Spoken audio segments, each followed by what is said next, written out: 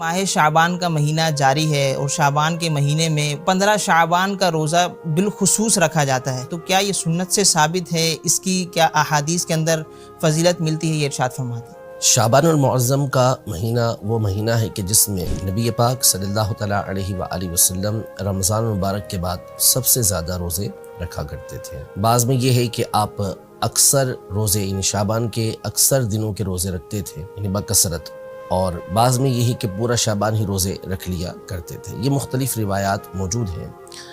تو یوں شعبان المعظم کے مہینے کے اندر جو روزہ رکھنا ہے یہ تو احادیث صحیحہ سے ثابت ہے، نبی پاک صلی اللہ علیہ وسلم کا عمل اس میں ثابت ہے۔ اب رہا خاص 15 شعبان المعظم کا روزہ رکھنا،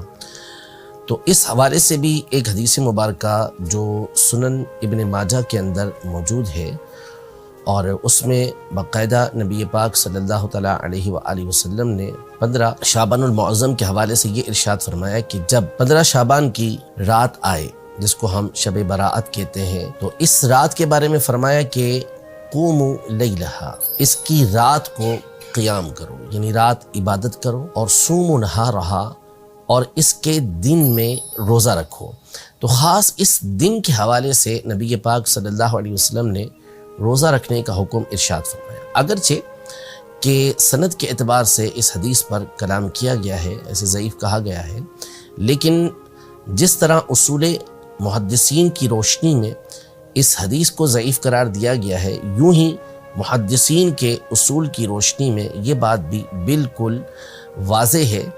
کہ فضائل اعمال کے اندر جہاں پر کسی عمل کی فضیلت آئی ہو، ترغیب دی گئی ہو،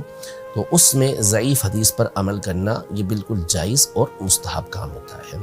تو نبی پاک صلی اللہ تعالیٰ علیہ وآلہ وسلم کی اس حدیث مبارکہ کی روشنی میں خاص 15 شعبان کا روزہ رکھنے کا حکم بھی ہوا، اور اس رات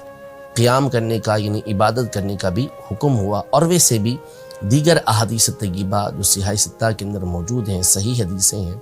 اس میں یہ مذکور ہے کہ نبی پاک صلی اللہ تعالیٰ علیہ وآلہ وسلم شعبان کے اکثر دنوں کے روزے رکھا کرتے تھے۔ اور جب آپ سے اس بارے میں پوچھا گیا کہ آپ اس مہینے کے روزے خاص طور پہ کیوں رکھتے ہیں، تو آپ علیہ السلام نے ارشاد فرمایا کہ